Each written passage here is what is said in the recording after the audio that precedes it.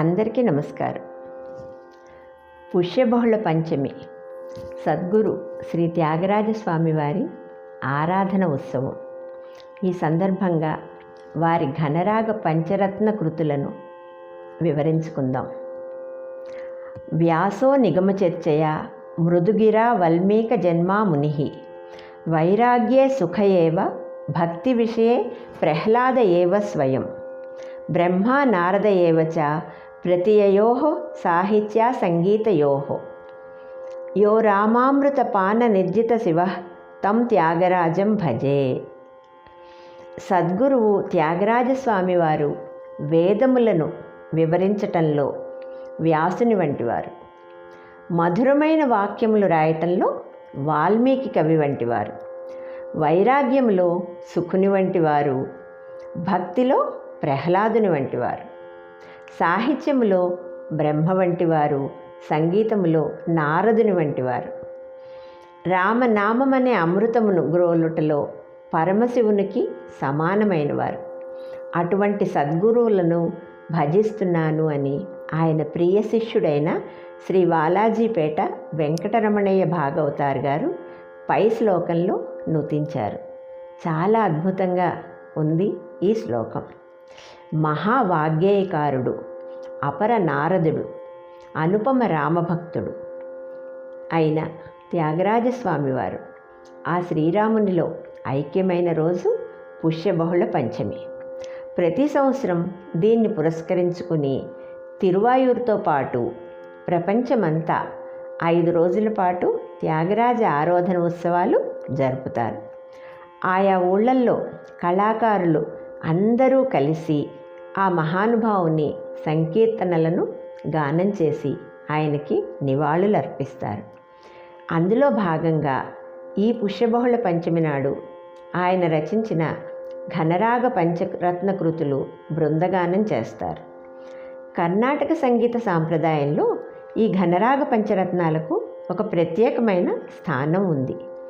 వాగ్గేయకారుని ప్రతిభ, పురాణాలలోని భక్తి, నీతి, వైరాగ్యము అవన్నీ కూడా ఈ కీర్తనలలో పొందుపరచబడి ఉన్నాయి. దేశ విదేశాలలోని వారందరూ త్యాగరాజ ఆరాధనోత్సవాల్లో అంతా కలిసి ఈ కీర్తనలను ఆలపించటం ఒక ఆనవాయితీగా ఎప్పటినుంచో వస్తోంది. తిరువాయూరులో బెంగుళూరు నాగరత్నమ్మ గారిచే నిర్మించబడ్డ మంటపమునందు ఈ కృతులు ఆలపిస్తారు.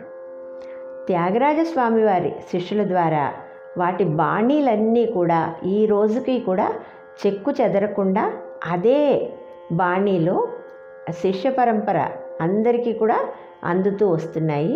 అలాగే మన తరానికి కూడా ఇవి అలాగే అందాయి. వీటిని గురించి చాలా పరిశోధన జరిగింది. సంగీతము, సాహిత్యము రెండూ వీటిలో మధురంగా మేళవించబడింది. కనుకనే వీటికి ఘనరాగ పంచరత్న కీర్తనలు అని పేరు వచ్చింది. అన్ని కీర్తనలు కూడా ఆది తాళంలోనే ఉన్నాయి.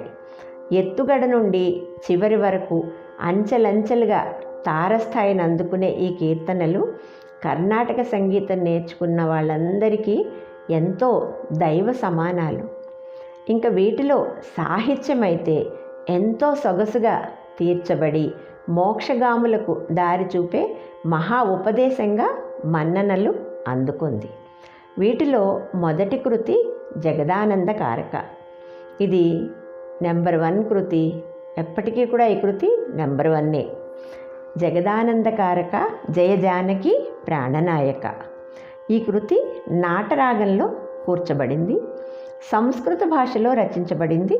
ఈ కృతి 108 నామాలతో కూడిన రత్నాల మణిహారం. ఈ కీర్తనలో తన ఇష్టదైవమైన శ్రీరామచంద్రుని 108 విశిష్టమైన గుణములను కీర్తించారు త్యాగరాజస్వామి. శ్రీరాముని పరమానంద స్వరూపంగా అభివర్ణించారు. ఈ విశ్వానికే ఆనందాన్ని ప్రసాదించేవాడు, సకల శుభాలను కలిగించేవాడు అని శ్రీరాముని కీర్తించారు ఈ కీర్తనలో. రాముని వివిధ రూపాలను, రాముని గొప్పతనాన్ని, భక్తులను రక్షించే స్వభావాన్ని, ఆయన అనంతమైన గుణాలని వర్ణించారు. ఈ కీర్తనలో మనకి 4వ చరణంలోనే త్యాగరాజ ముద్ర కనిపిస్తుంది.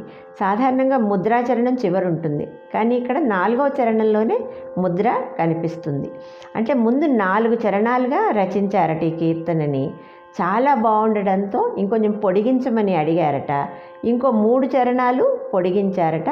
అందుకని మనకి 7వ చరణంలో మళ్ళా ముద్ర కనిపిస్తుంది. కానీ ఇంకా చాలా బాగుందని ఇంకా పొడిగించమనేసరికి ఇంకో 3 చరణాలు కూడా చేసి మొత్తం ఈ పాట 10 చరణాలు. 10వ చరణంలో మనకి మళ్ళీ త్యాగరాజస్వామి వారి ముద్ర కనిపిస్తుంది. ఇది ఈ కీర్తన.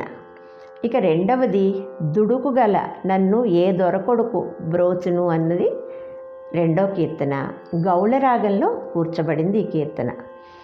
మనిషి జీవితంలో చేసే తప్పులు, అజ్ఞానము అవన్నీ కూడా త్యాగరాజస్వామి తన మీద వేసుకుని ఇవి నేనే చేస్తున్నాను, ఇలా ఉంటే ఎవరు ఏ దొరకొడుకు ఒప్పుకోరు కదా అని శ్రీరాముణ్ణి వేడుకుంటూ ఉంటారన్నమాట.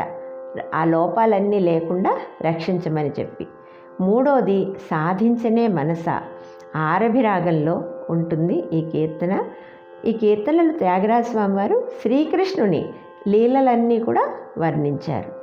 ఇక కనకన రుచిర వరాళి రాగంలో ఉంటుంది. ఈ వరాళి రాగం వివాది రాగము.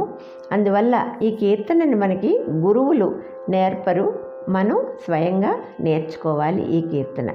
శ్రీరాముని అద్భుతమైన సౌందర్యాన్ని, ఆయన దివ్యమైన రూపాన్ని కన్నులారా తిలకించి తనివి తీరని ఆనందాన్ని పొందానని, ఆ ఆనందం ఎంతో వర్ణనాతీతమని ఈ కీర్తనలో వర్ణిస్తున్నారు. ఇక 5వది ఎందరో మహానుభావులు శ్రీరాగం. ఈ కృతిలో త్యాగరాజస్వామి సంగీత, సాహిత్య, భక్తి రంగాలలో ఉన్న గొప్పవారిని, మహానుభావులను స్మరిస్తూ వారిని ప్రశంసిస్తూ శ్రీరాముని దివ్యత్వానికి కీర్తిస్తారు. ఇది గురువు సొంటి వెంకటరమణయ్య గారి సభలో పాడారు అని చెప్తారు. ఈ 5 పంచరత్నాలు కూడా కర్ణాటక సంగీతంలో అత్యంత ప్రాముఖ్యతను కలిగి ఘనరాగ పంచరత్న కృతులుగా ప్రసిద్ధి చెందాయి.